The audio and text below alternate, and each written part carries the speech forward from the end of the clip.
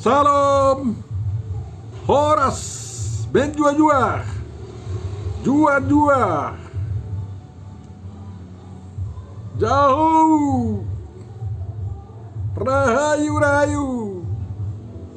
Salam keselamatan. Selamat bertemu kita di channel ini yang kita gunakan sekarang untuk menafsirkan, memahami apa yang menjadi evangelium pada tanggal 29 Juni tahun 2025 yang kita kenal juga sebagai minggu kedua setelah Trinitas. Mudah-mudahan kita diberkati Tuhan, dan siapa yang mendengarkan video ini mendukung penyiarannya juga diberkati oleh Tuhan, dan kiranya kita semua mensubscribe agar persahabatan kita kuat. Untuk memulai perenungan kita, Bapak Ibu Saudaraku yang terkasih, mari kita terima penyertaan dari Tuhan kita dengan membaca apa yang ditulis Paulus dalam suratnya ke jemaat Roma. Kasih karunia menyertai kamu dan damai sejahtera dari Allah Bapa kita dan dari Tuhan Yesus Kristus. Amin. Firman yang akan kita renungkan ditentukan dari kitab 1 Raja-Raja pasal 19 ayat ke-15 sampai ayat ke-21. 1 Raja-Raja 19 ayat 15 sampai 21. Kita baca. Firman Tuhan kepadanya, atau kepada Elia ya. Pergilah, kembalilah ke jalanmu melalui padang gurun ke Damsyik. Dan setelah engkau sampai, engkau harus mengurapi Hazael menjadi raja atas Aram. Juga Jehu cucu Nimsi haruslah kau urapi menjadi raja atas Israel. Dan Elisa bin Safat dari Abel Mehola harus kau urapi menjadi nabi menggantikan engkau. Maka siapa yang terluput dari pedang Hazael akan dibunuh oleh Yehu, dan siapa yang terluput dari pedang Yehu akan dibunuh oleh Elisa. Tetapi aku akan meninggalkan 7.000 orang di Israel, yakni semua orang yang tidak sujud menyembah Baal dan yang mulutnya tidak mencium dia. Setelah Elia pergi dari sana, ia bertemu dengan Elisa bin Safat yang sedang membajak dengan 12 pasang lembu, sedang ia sendiri mengemudikan yang ke-12. Ketika Elia lalu dari dekatnya, ia melemparkan jubahnya kepadanya. Lalu Elisa meninggalkan lembu itu dan berlari mengikuti Elia. Katanya, biarkanlah aku mencium ayahku dan ibuku dahulu, lalu aku akan mengikuti engkau. Jawab Elia kepadanya, baiklah, pulanglah dahulu, dan ingatlah apa yang telah kuperbuat kepadamu. Lalu berbaliklah ia daripada Elia. Ia mengambil pasangan lembu itu, menyembelihnya dan memasak dagingnya dengan bajak lembu itu sebagai kayu api. Ia memberikan daging itu kepada orang-orangnya. Kemudian makanlah mereka. Sesudah itu bersiaplah Elisa, lalu mengikuti Elia dan menjadi pelayannya. Demikian firman Tuhan, Bapak Ibu Saudara. Tentu saja yang berbahagia adalah orang yang mendengar, memelihara, memahami, menghayati, dan melakukan firman Tuhan dalam perbuatan-perbuatan baik. Amin. Bapak Ibu Saudaraku yang terkasih, kepada kita disuguhkan tema setia mengikuti Tuhan dan melayaninya. Tuhan Bapa Surgawi, terima kasih atas bacaan firman yang telah sampai kepada kami. Ungkap dan cerahi pikiran kami untuk memahaminya ya Tuhan, agar tidak sia-sia kami menafsirkan firman-Mu tersebut. Dalam Yesus Kristus kabulkan doa kami. Amin. Bapak Ibu Saudaraku yang terkasih,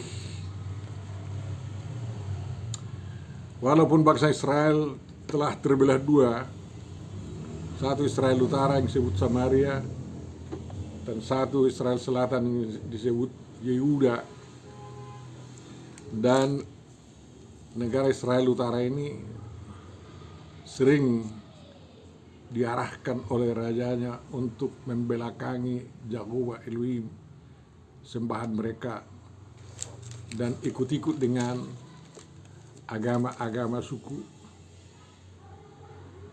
seperti agama Baal. Tapi Tuhan tidak membiarkan mereka begitu saja. Tuhan mengutus nabinya ke tengah-tengah mereka. Salah satunya adalah Elia. El adalah Jehovah Eliyahu, dan dia membuktikan dalam pekerjaannya bahwa El itu, Allah itu adalah Jehovah. Bapak Ibu Saudaraku yang terkasih, sungguh luar biasa pekerjaan Elia ini. Dialah salah satu nabi dalam perjanjian lama yang dengan sekuat tenaga menegakkan iman, kepercayaan, dan penyembahan kepatuhan kepada Jehovah Elohim di kerajaan Israel Utara. Sebegitu terkenal dia, sebegitu hebatnya dia. Makanya dia bisa berdiri bersama dengan Tuhan, dengan Musa sewaktu terjadi penampakan di bukit di zaman Tuhan Yesus Kristus. Elia, Musa, dan Yesus Kristus mendapat tubuh kemuliaan, dan para murid Yesus menyaksikannya sungguh indah. Musa adalah pemberi hukum Taurat, Elia adalah penegak berlakunya hukum Taurat tersebut. Dan siapa yang tidak melakukannya, tidak mematuhinya, akan dihukum keras, bahkan sampai kepada hukuman mati oleh Tuhan. Demikianlah di zaman Raja Ahab, si pecinta ulung ini, namanya pun Ahab, mencintai raja di Israel Utara, di Samaria. Dia menikahi seorang putri Kanaan yang percaya kepada Baal, menjadi permaisuri, dan Ahab kalah terhadap kata-kata Izewil dan memaksa Ahab patuh ikut menyembah Baal. Dan lain daripada itu, atas keinginan Izebel, Ahab memerintahkan kepada seluruh rakyat Israel agar mereka memuja Baal, sehingga kuil yang ada di Betel pun menjadi penyembahan Baal. Hanya 7.000 kata berita ini yang tersisa tidak mau menyembah Baal dan tidak mau mencium patung Baal, dan mereka hidup secara sembunyi-sembunyi. Menurut sepengetahuan Elia, hanya dia sendiri yang tertinggal karena yang lain sudah dibasmi asal ada yang melawan, hukum mati. Tapi Elia tetap bertahan. Lalu dia mengatakan kepada Ahab, tidak akan datang hujan sebelum saya panggil, katanya. 3 tahun lama tidak datang hujan. Dan sesudah itu kerotang lah. Akhirnya Ahab menyerah. Dicarinya si Ahab, si Elia ini, nyembah agar minta hujan dari Tuhan. Tapi Elia meminta agar diadakan pertandingan penentuan siapa Allah yang benar, apakah Baal atau Jehovah Elohim. Pertandingan itu berupa pemberian kurban, ya, di Karmel. Ada mezbah Tuhan di sana yang sudah dirusak oleh anti Jehovah.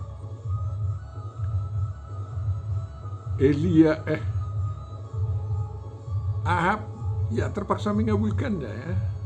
Dipanggilnya semua, ada 450 Nabi Baal, kumpul semua di Gunung Karmel, dan mereka mempersembahkan 1 lembu sesuai permintaan Elia kepada dewa-dewa mereka, memohon agar datang hujan, memakan persembahan mereka. Dan sesudah itu Elia juga. Tetapi sampai pingsan-pingsanan nabi-nabi Bali ini berdoa martonggo-tonggo kepada Baal, itu tidak ada yang menjawab, tidak ada api. Tapi Elia meminta kurbannya itu dibanjiri dengan air. Baik altar dibanjiri dengan air semua. Lalu Elia berdoa. Selesai berdoa, datang api dari surga, dari langit, menghantam semua, termasuk air di kolam-kolam mezbah itu. Dihabisi. Lembunya kosong, tinggal abu. Dan rakyat terkejutlah di situ. Ya. Permohonan Elia adalah, tunjukkan dirimu Tuhan sebagai Allah yang benar. Dan itu dilakukan, dikabulkan oleh Tuhan. Dengan mujizat itu, hati rakyat berbalik pro Jehovah, sehingga sewaktu Elia memerintahkan rakyat menangkap semua nabi itu dan menyembelihnya di Sungai Kison, dilakukan. Pedang Elia itu lebih sakti daripada mendauk orang-orang Dayak, ditapuli semua. Ya, tapi Ahab dan Izebel tidak tunduk oleh karena itu. Elia memang mohon agar datang hujan, dan hujan datang. Tetapi setelah hujan datang, Izebel itu semakin nakal. Setelah dia tahu bahwa nabi-nabinya disembelih, dia mengancam Elia bahwa tentaranya juga akan menyembelih Elia, sama seperti nabi-nabi Baal itu. Akhirnya Elia menyingkir dan mendelik, minta agar dia mati aja, karena tidak ada gunanya dia bekerja, hanya tinggal sendirinya katanya. Tinggal sisa yang percaya kepada Jehovah. Tapi Tuhan ya menghiburnya. Sewaktu dia terlena di Berseba, memang Berseba sudah daerah Yehuda sehingga dia tidak bisa dikejar oleh tentara Izebel ke sana. Dia dibanguni oleh malaikat, diari untuk makan sampai 2 kali karena perjalanan jauh katanya. Elia makan sehingga dia tahan jalan 40 hari 40 malam menuju selatan di Gunung Horeb. Dari Berseba ke Gunung Horeb, atau dari katakanlah dari Samaria, ya. Coba bayangkan itu, 400 km jauhnya. Kalau kita manusia biasa disuruh begitu, homa mamagom, kita bilang begitu. Tahan audisi, kita bilang, kaulah itu kerja, aku gak tahan kerjaan, kita bilang. Tapi Elia itu setia ke Gunung Horeb, ke tempat Musa bertemu dengan Tuhan. Dan Elia mau bertemu dengan Tuhan di Gunung Horeb, dan Tuhan mau bertemu dengan Elia di Gunung Horeb. Dan itu terjadi. Angin sepoi-sepoi menghantar Tuhan menemui Elia. Bukan gempa bumi, bukan petir, bukan badai dan lain-lain. Angin sepoi-sepoi. Luar biasa lembutnya Tuhan datang kepada hambanya ya. Ya kayak gitulah memang roh Tuhan selalu datang kepada kita dengan angin sepoi-sepoi. Kadang-kadang tidak terasa, sangat lembut. Ya menyapu keringat dingin kita ya. Tuhan bicara agar Elia pulang dari jalannya menuju Damaskus, ibu kota negeri Aram atau Syria. Itu menjadi 700 km lah itu ke utara lagi. Harus dilewati Samaria kan, sampai ke Damaskus. Dan Elia patuh, tidak mengomel sedikit pun. Dia yakin Tuhan akan menguatkannya, dan dia jalan. Tugasnya ada 3. Mengurapi Hazael pengganti Raja Aram, mengurapi Jehu pengganti Raja Ahab, dan mengurapi Elisa bin Safat mengganti Elia sendiri. Tujuan tugas ini adalah agar Aram dengan raja barunya bisa hidup damai dengan Israel Utara. Tidak lagi perang. Karena apa? Karena Nabi dari Israel yang mengurapinya. Dan Ahab akan ditamatkan, Jehu bangkit menjadi raja, dan Jehu diharapkan menjadi raja yang patuh kepada Jehovah Elohim. Dan itu memang pada awal pemerintahan terjadi.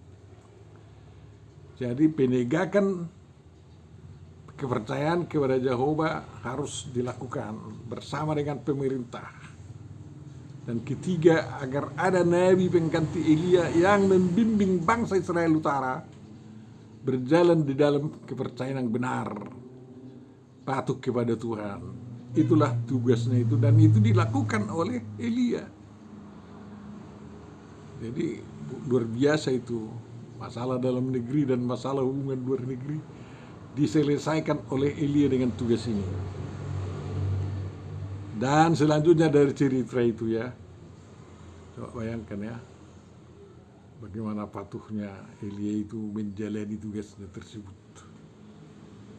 Kalau kau disuruh dari 700 km jalan kaki, jadi dari 40 hari menjadi 60 hari 60 malam, mungkin kau sudah lewat lah, kau mati, kau bilang kayak gitu. Tapi Elia enggak, patuh ya, setia dia sampai mati pun dia setia, dan dia naik ke surga kan, cerita itu. Lalu yang pertama dilakukan adalah jumpa dengan Elisa bin Safat, orang yang terdekat ke Horeb itu kan. Setelah dia mulai masuk di daerah Samaria itu, jumpanya Elisa bin Safat. Lalu diurapinya, cara memanggilnya luar biasa. Ya, Elia menyampakkan jubahnya katanya, dia baca-baca sampai dia itu selendangnya sebenarnya kepada Elia, kepada Elisa. Dan Elisa terus tahu ya, bahwa dia dipanggil dan dipilih menjadi pengikut Elia. Entah itu menjadi suatu kebiasaan pemilihan murid, waktu itu kita nggak tahu, hanya di sini ada ungkapan seperti itu. Dan Elisa segera berlari mengikuti Elia, tapi permisi dulu. Dia mohon izin agar dia permisi sama orang tuanya, mengadakan perpisahan dengan orang tua dan perpisahan dengan pekerjaan lamanya.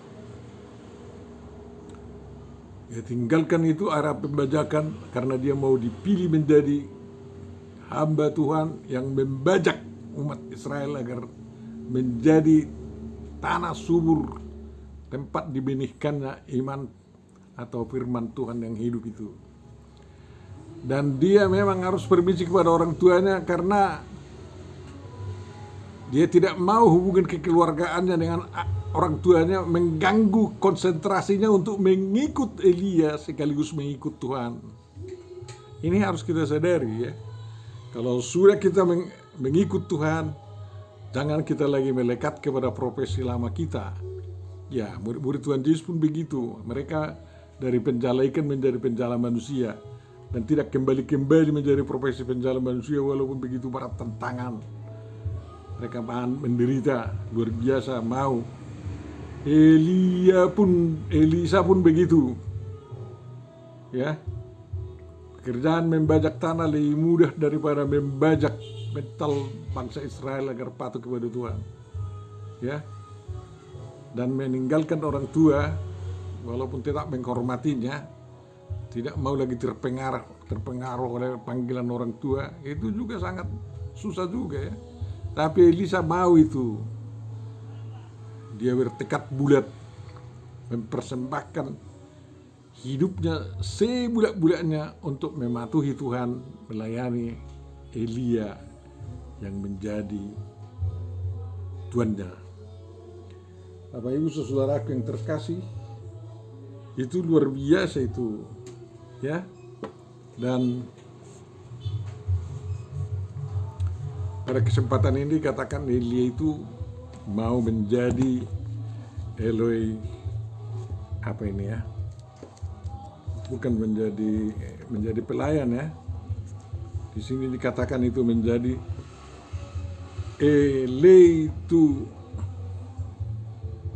Eleiturgei. Jadi menjadi pelayan. Itu dari kata bentuk Piel ya. Dari Sarah.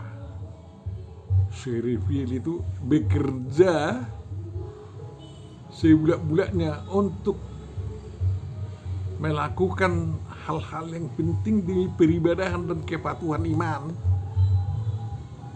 kepada bangsa Tuhan. Itulah menjadi menjadi Israel ya. Bahasa Ibraninya menjadi pelayan. Di dalam bahasa Indonesia itu kurang jelas itu ya. Jadi kalau dikatakan dalam satu raja-raja jelas, tapi ini bukan hanya sekedar menjadi liturgis ya.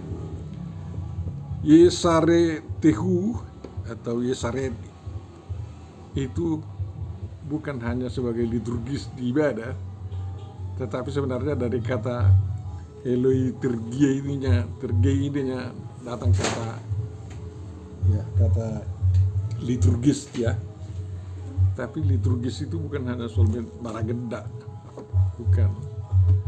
Mereka itu melakukan secara intensif, mempersiapkan segala sesuatu yang dibutuhkan demi kehidupan iman, percaya dan kepatuhan umat Tuhan kepada Jehovah Elohim. Itulah yang dikerjakannya. Jadi itu yang dipatuhi oleh Elisa dalam tugasnya sebagai murid yang dipanggil oleh Elia. Kiranya kita juga begitu ya. Bukan hanya liturgis paragenda di kebaktian-kebaktian kita, tetapi orang yang peduli tentang hidup iman, bahkan hidup sehari-hari anggota jemaat, dan membimbing mereka dalam keimanan yang benar, dalam kepatuhan yang benar kepada Jehovah Elohim, pencipta langit dan bumi itu. Tuhan memberkati kita. Amin. Terima kasih Tuhan atas renungan yang sampai kepada kami. Dan kiranya kepatuhan Elia dan Elisa itu dapat kami tiru dalam tugas-tugas kami mengikuti Engkau dan melakukan hal-hal yang dibutuhkan dalam kerajaan-Mu yang datang di dunia ini. Terima kasih Bapa, dalam Yesus Kristus kabulkan doa kami. Mohon di-subscribe dan juga didukung pelayanan ini.